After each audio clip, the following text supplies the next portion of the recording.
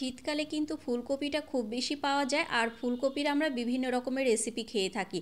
তবে একবার এভাবে ফুলকপির পরোটা বানিয়ে দেখবেন, যেমন ফুলকো ফুলকো এরকম হবে, খেতেও কিন্তু খুব টেস্টি হবে, বাচ্চা থেকে বড় সবাই পছন্দ করবে।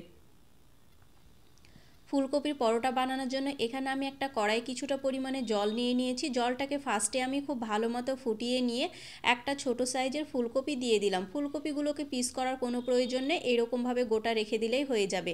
এবার এটাকে ঢাকনা বন্ধ করে 5 থেকে 6 মিনিট আমি ওটাকে ফুটিয়ে নেব, মানে সেদ্ধ করে নেব। তার মাঝে আমি ময়দাটা মাখিয়ে রেখে দেব। এখানে আমি মেজারমেন্ট কাপে 2 কাপ ময়দা নিয়ে নিয়েছি। ময়দার মধ্যে দিয়ে দিলাম হাফ টেবিল চামচ লবণ আর 2 টেবিল চামচ সাদা তেল। আপনারা আপনাদের পরিমাণ মতো নেবেন। আর হ্যাঁ, ময়দার পরিবর্তে আপনারা কিন্তু আটা দিয়েও বানাতে পারেন, তবে ময়দা দিয়ে বানালে পরোটাগুলো একটু বেশি ক্রিপসি হয় আর খেতেও ভালো লাগে। সমস্ত কিছুকে খুব ভালো মতো ময়ন দিয়ে নিলাম। এবার অল্প অল্প জল দিয়ে খুব সুন্দর একটা সফট ডো বানিয়ে নিতে হবে। এটা আমি গরম জল দিইনি, এমনি ঠান্ডা জল দিয়ে মেখে নিয়েছি। ঠান্ডা জল দিয়ে মেখে নিলেও কিন্তু পরোটাটা খুব নরম হয়। এবার অল্প অল্প জল দিয়ে আমি কিন্তু খুব সুন্দর মতো ডোটাকে মেখে নিচ্ছি। ওইদিকে আমার ফুলকপিটা সেদ্ধ হতে থাক, আর এরই মাঝে কিন্তু আমার ময়দাটা মেখে নেওয়া হয়ে যাবে। দেখুন আমি কিন্তু খুব সুন্দর মতো করে ময়দাটা মাখিয়ে নিয়েছি। এবার এটাকে আমি কিছুক্ষণের জন্য রেস্টে রেখে দেবো। আর এর মাঝে কিন্তু আমার ফুলকপিটা ভাপিয়ে নেওয়া হয়ে গিয়েছে। ওই 5 থেকে 6 মিনিট ভাপিয়ে নিলে হয়ে যাবে। এবার এটাকে পুরোপুরি ঠান্ডা করে নিতে হবে। পুরোপুরি যখন ঠান্ডা হয়ে আসবে, এবার যে ফুলগুলো আছে সেগুলোই আমি খুব সুন্দর মতো করে ছাড়িয়ে নেব। আর ফুলগুলো ছাড়িয়ে নেওয়ার পর এই যে ডাঁটাটা থাকবে, এটা ফেলে দেওয়ার কোনো প্রয়োজন নেই। আপনারা যখন সবজি রান্না করবেন তখন কিন্তু সবজির মধ্যে এই ডাঁটাটা দিয়ে দিতে পারেন, খেতে কিন্তু খুব টেস্টি হয়। কিংবা আলু দিয়ে ভেজে নিতে পারেন, তখন এরপরও কিন্তু খেতে খুব ভালো হবে। ফুলগুলোকে খুব ভালো মতো ছাড়িয়ে নিতে হবে। আমি অল্প একটু এরকম করে ম্যাশ করে নিয়েছি, একটু ছোট ছোট করে নেওয়ার জন্য। এবার নিয়ে নিয়েছি একটা কড়াইয়ে দিয়ে দেবো 3 থেকে 4 টেবিল চামচ সর্ষের তেল। তেলের মধ্যে দিয়ে দেবো 1 টেবিল চামচ গোটা জিরে। তেমন কোনো বেশি মশলা লাগে না, অল্প কয়েকটা মশলা দিয়ে কিন্তু আপনারা এই পরোটাটা বানিয়ে নিতে পারবেন। এখানে আমি কোচানো পেঁয়াজ দিয়েছি একটা, পেঁয়াজটাকে আমি ছোট ছোট করে কুচিয়ে নিয়েছি। আর 3 থেকে 4টে মতো কাঁচা লঙ্কা, ঝালটা আপনাদের পছন্দ মতো দেবেন। কাঁচা লঙ্কার পেঁয়াজটাকে কিন্তু খুব ভালো মতো ভেজে নিতে হবে। গ্যাসের আঁচটা মিডিয়াম ফ্লেমে রেখে খুব সুন্দর মতো করে ভেজে নিয়েছি। এবার এক এক করে মশলা দিয়ে দেব। হাফ টেবিল চামচ দিয়ে দিলাম আদা বাটা, হাফ টেবিল চামচ রসুন বাটা। আদা রসুনটাকে অল্প একটু ভেজে নিতে হবে, ওই 1 থেকে 1.5 মিনিট মতো ভেজে নিলেই হয়ে যাবে। অল্প একটু ভেজে নেওয়ার পর যে গুঁড়ো মশলাগুলো দরকার আমি সেগুলোই দিয়ে দেবো। তেমন কোনো মশলা লাগে না, যেমন দিয়ে দিলাম হাফ টেবিল চামচ হলুদ গুঁড়ো, হাফ টেবিল চামচ জিরের গুঁড়ো, আর দিয়ে দেবো হাফ টেবিল চামচ গরম মশলার গুঁড়ো, আর দিয়েছিলাম টেস্ট অনুযায়ী লবণ।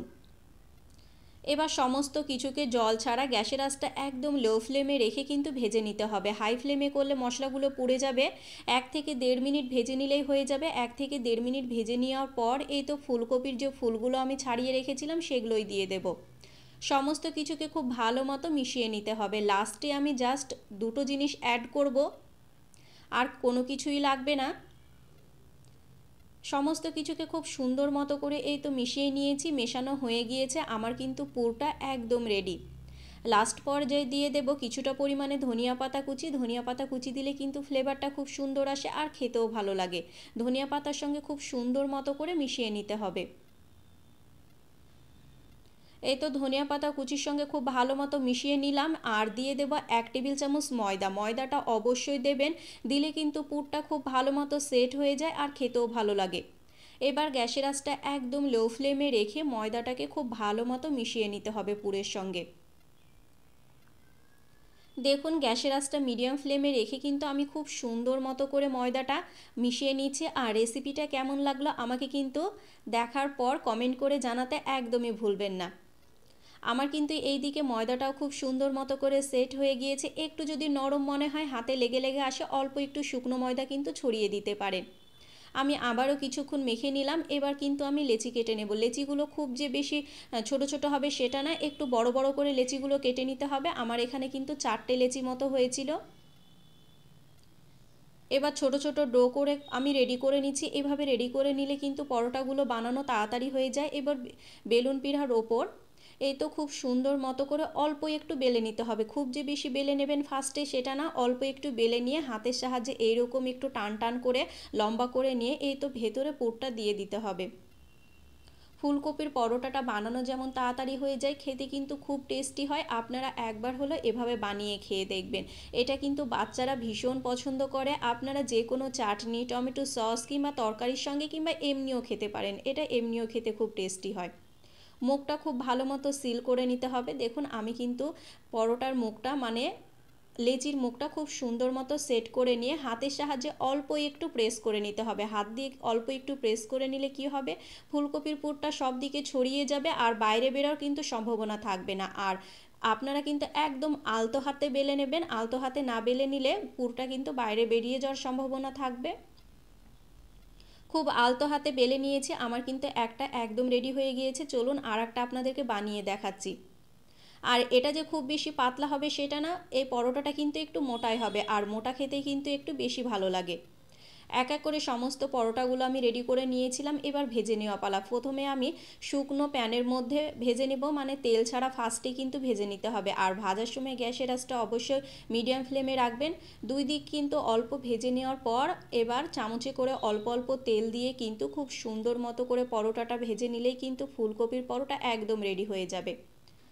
আর দেখবেন যখন এই ফোলার সময় কিন্তু গ্যাসের আঁচটা হাই ফ্লেমে রাখবেন, তাহলে কিন্তু পরোটাগুলো খুব সুন্দর মতো ফুলে যাবে।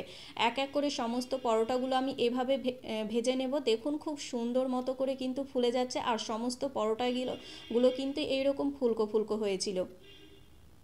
আর একটু এরকম লাল লাল করে ভেজে নিলেই কিন্তু খেতে বেশি ভালো লাগে। এক এক করে সমস্ত পরোটাগুলো আমি বানিয়ে নিয়েছিলাম।